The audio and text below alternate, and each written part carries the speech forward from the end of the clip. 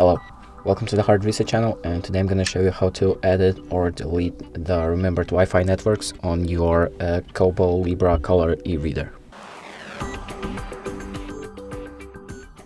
So the first thing you're going to do is click on the More button on the bottom right of your screen, then click on Settings, and then click on Wi-Fi connection. And here you have the delete Wi-Fi networks. So if you want to delete the Wi-Fi networks that are remembered on your device, you can click the delete button. And here I have only one option, but I can select it and then click on delete to delete it. And once it's deleted, the password will be removed, and if you want to connect to that same spot again, you're just gonna have to enter the password again. And that's it.